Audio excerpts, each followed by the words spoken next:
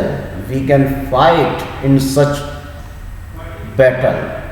Next question is, why do you think people undertake such adventurous expeditions in spite of the risk involved? पता होता है कि इसमें मौत भी हो सकती है, फिर भी लोग इस तरह का एडवेंचर क्यों करते हैं, क्यों ऐसे समुद्र में यात्रा करते हैं? The world is full of all sorts of people. इस संसार में हर तरह के लोग हैं. Most of them like to lead a risk free and peaceful life. अधिकांश लोग चाहते हैं कि जिंदगी हमारी चैन से गुजरती रहे. But there are a few among us who believe that if we want to live life to the fullest we have to go beyond the day to day routine. और कुछ सोचते हैं कि ये ज़िंदगी दोबारा ना मिलेगी, इसलिए जीवन में कुछ ऐसा करना चाहिए जो रूटीन से हमारे थोड़ा सा अलग हो. They don't hesitate even to undertake dangerous expeditions. If that were not the case, a lot of mysteries, places and events would not be known to the world. Such expeditions are risky, but still people go on them without caring for even death or disaster. They are very daring. It takes much courage to perform such tasks. For them, life is a battle which can be won only after fighting for it, rather than sitting relaxed and carefree. The history of mankind shows that our progress owes much to such brave and fearless people. The doctors, the policemen, and the other who are providing services to us in these days. In this pandemic situation, they are serving us very well. We are sitting inside the house, but they are working in the ground. So, really they are the people of such category. They are the people and we should salute them. They are surviving at the cost of their life. For what? Only for one thing. हम रहे ना रहे लेकिन ये देश हमारा रहे. In having such feeling, they are working in the ground. So we should cooperate them and we should salute them. So dear students, this is the NCERT folder going on here and there with you. Okay. So any query regarding that? And the next thing is thinking about language. We have come across words like gale and storm in the account. Here are two more words for storm: typhoon and cyclone. How many words does your language have for storm? Storm के लिए हमारी language में और कौन कौन से शब्द हैं? तो इसमें गेल, स्टॉर्म, टाइफून, साइक्लोन ये सब एक ही वर्ड है, सब सिनोनिम्स हैं, पर्यायवाची हैं. स्टॉर्म के लिए कौन से वर्ड हमारी अपनी लैंग्वेज में? तो हमारी लैंग्वेज कौन सी हो गई? We are Indian, Hindustani, we use Hindi. तो in Hindi storm is known as आंधी, तूफान, झंझावत एंड चक्रवात. ओके, हमारी लैंग्वेज में स्टॉर्म के लिए जो वर्ड्स हैं आंधी, तूफान, झंझावत एंड चक्रवात. क्लियर? तो ये लैंग्वेज में अपना हुआ. Next is here are the terms for different kinds of vessels. Vessel समझते ना, शिप होता है जहाज. तो different kinds of vessels: yacht, boat, canoe, ship, steamer, schooner. Think of similar terms in your language. अब ऐसे ही शब्द आपको अपनी लैंग्वेज में डेवलप करने हैं कि वेसल के पर्यायवाची कौन कौन से हो सकते हैं. तो हिंदी में क्या बोला जाएगा? नाव, नौका, पॉट, किश्ती, है ना, यही वर्ड आते हैं. तो ये हिंदी के शब्द हो गए किश्ती, नाव, नौका। Okay, next is catamaran is a kind of a boat. Do you know which Indian language this word is drive from? Check the dictionary. ये वर्ड कैटामरन किस भाषा से लिया गया है, इसको आपको चेक करना है। तो चेक करने के लिए as I am teaching you here, so I would like to share with you this word is drive from the Tamil. This is a Tamil word and the main word is kattumaram, that means tied wood, बंधी हुई लकड़ी, Tide would. Tamil में इसका meaning है Tide would और ये तमिल भाषा का हमारा शब्द है। For more information you can turn over the page of dictionary as well. Next question, have you heard any boatman song? What kind of emotions of these songs usually express? नाव वाले जो गीत गाते हैं, वो जो गीत गाते हैं वास्तव में वो किस चीज़ का एक्सप्रेशंस करते हैं, उसमें किस चीज़ का यूज़ करते हैं गीत गाने में, क्या मोशंस आते हैं उनके। If you have ever hear them, कभी आपको ऐसा मौका मिला हो सुनने का, तो फिल्मों की बात, तो फिल्मों में तो आपने सुना ही होगा, वो भी न्यू फिल्मों में नहीं आते, पुरानी फिल्मों में आते हैं, बट ये मौका अपनी लाइफ में आया था। Yes, we have heard boatman songs, they usually express love and nostalgia.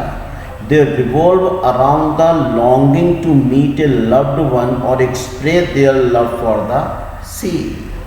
क्योंकि जो सी है वो उनका लाइफ सर्वाइवल है, इसलिए दे love C more and more, समुद्र से बहुत प्यार करते हैं और वो अपने प्रियजन से मिलना चाहते हैं कि उस समुद्र में 3-3, 4-4 दिन वो लगे रहते हैं मछलियाँ पकड़ने के लिए, तो उनके अंदर वो इच्छा होती है, इसलिए वो अपने गीतों में समुद्र के प्रति प्रेम दर्शाते हैं और अपने प्रियजनों से मिलने की इच्छा उनकी शो करती है। Working with words, the following words used in the text as ship terminology are also commonly used in another sense. In what context would you use the other meaning? ओ, नॉट, स्टर्न, बूम, हैच और anchor, इनको you have to use in your own sentences. Okay, इन्हें आपको अपने sentences में use करना है। तो I think you should try with the help of dictionary, आपको इन चीज़ों का यूज बात करना चाहिए, सेंटेंसेस आपको डेवलप करने चाहिए। ओके, और जब आप सेंटेंस डेवलप करेंगे तो वही बनेगा, जैसे हम एंकर की बात करते हैं, एंकर नाउन भी है, वर्ब भी है, तो नाउन और वर्ब के अकॉर्डिंग इनके सेंस अलग निकलेंगे। ओके, तो you have to try with the help of dictionary. Question number 2, the following 3 compound words end in ship, what does each of them mean? 3 compound words क्या होते हैं कि जो मेन वर्ड है उसके साथ में दूसरे वर्ड को मिक्स कर देना, मैशअप कर देना। जैसे एयर के साथ हमने मिक्स किया शिप, हो गया एयरशिप। फ्लैग के साथ प्लस हुआ शिप, फ्लैग शिप। लाइट के साथ प्लस किया शिप, हो गया लाइट शिप। तो एयरशिप क्या होता है? What is airship? It is a large aircraft without wings. Airship का मतलब है large aircraft without wings, filled in its balloon with a gas which is lighter than air. It is driven by an engine. Okay, engine से ही आगे बढ़ता है और इसमें विंग्स नहीं होते एयरशिप में। Next is flagship. फ्लैगशिप क्या है? फ्लैगशिप के 2 सेंस बन जाते हैं, एक तो ये नाउन है और दूसरा ये एडजेक्टिव भी है। तो अगर हम नाउन की बात करते हैं तो in sense of noun, the main ship in a fleet which also carries the navy's flag. जो मेन शिप होता है, फ्लीट कहते हैं आर्मी का जो बेड़ा होता है, ग्रुप होता है, उसमें जो मेन शिप होता है जिसमें कि नेवी का फ्लैग लगा होता है, ठीक है, वो लेकर आगे बढ़ता है। और अगर एडजेक्टिव की बात करते हैं, the most important product, service, program that an organization owns और produce.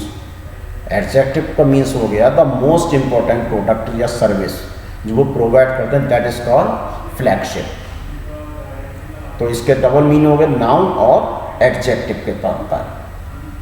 Next is light ship. Light ship क्या होता है? ये स्मॉल शिप होता है, छोटा जहाज होता है with a powerful light that stays at a fixed point at sea to warn other ships to stay away because of some danger.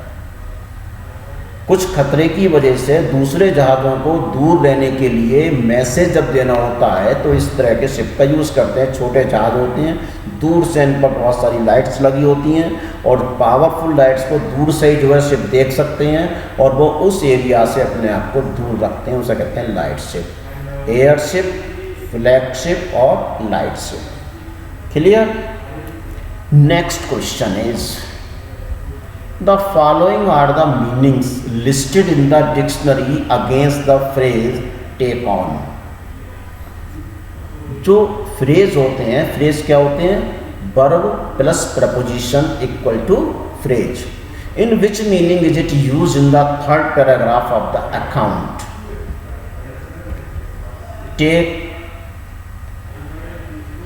Take on, takes upon, these are the words.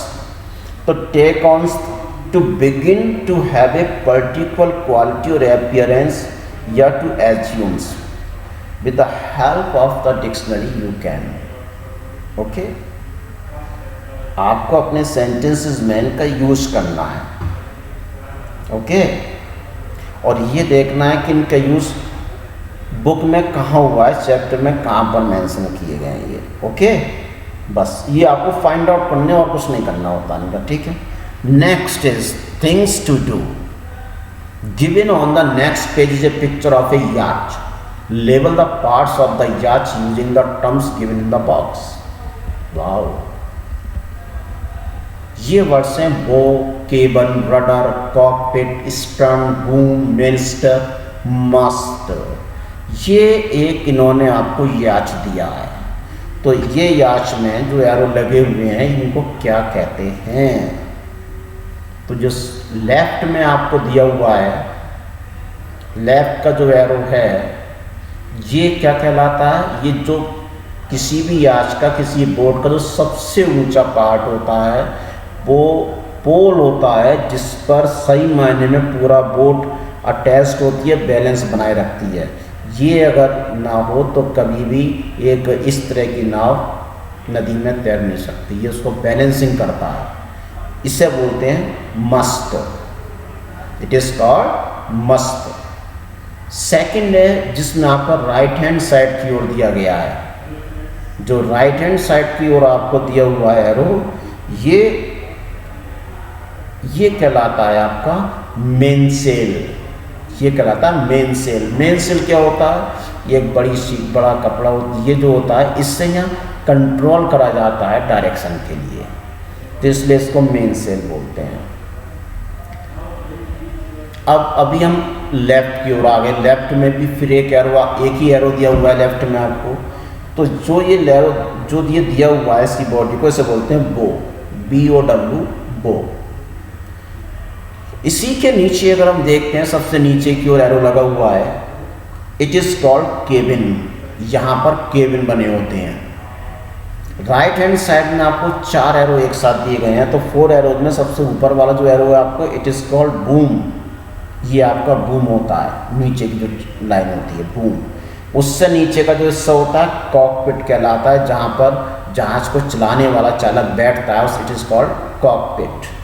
Cockpit के ठीक नीचे होता है stern, और stern के नीचे कहलाते हैं रडर, पतवार। जब ये घूमता रहता है नाव आगे बढ़ती रहती है। तो ये हो गया आपका रडर। रडर से ऊपर स्टर्न, उससे ऊपर कॉकपिट, उससे ऊपर बूम और उससे ऊपर मेन सेल। ये 5 एक सीध में आ गए।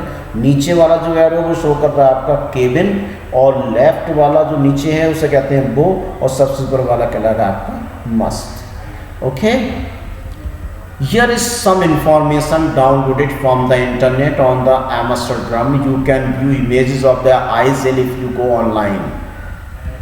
तो ये आपको लोकेशन है और ये आपको उन्होंने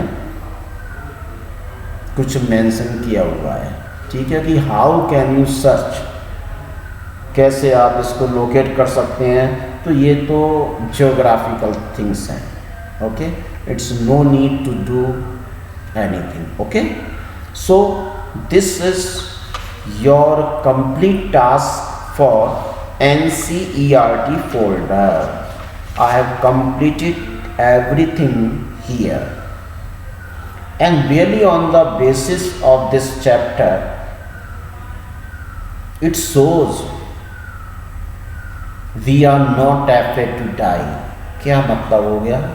The narrator along with his wife, children and 2 crewmen overcame the worst situation and defeated death by fighting the adverse situation which cropped up during their voyage. वास्तव में केवल और केवल उनके मन में एक ही था कि हमें बचना है, हमें ज़िंदगी जीनी है। वो स्ट्रॉन्ग विल पावर की वजह से उन्होंने अपने आप को सर्वाइव किया, okay. So ups and downs are the essential part of human life. अब हम बात करते हैं कि जो ये स्टोरी का टाइटल है we are not afraid to die, क्या वो टाइटल एप्रोप्रिएट है? तो अगर हम बात करते हैं तो really we are not afraid to die we can call all together it is the story of rare courage and perseverance that was shown by the narrator, his crewmen, his wife and children. Everybody confronted the disaster with patience, courage and determination. Even the children showed courage. They did not give up hope even till the last moment. आखिर तक आप देखें जितने भी लोग उस ship में थे हर एक ने सरवाइव कितना किया। 36 आवर्स तक कंटिन्यूसली वो पानी को बाहर निकालते रहे, जबकि सारे चैलेंजेस को उन्होंने फेस किए। उनका जो वाटर पंप था वो फेल हो गया, ख़राब हो गया, पूरा शिप चारों तरफ से टूट गया था, उसमें होल्स हो गए थे, पानी लगातार अंदर आ रहा था और करने वाले 2 से 4 लोग थे, पूरा लगे रहे। और सेकंड दूसरी हैंड पर हम बात करते हैं बच्चों की, तो बच्चों ने कितनी हिम्मत दिखाई है ना।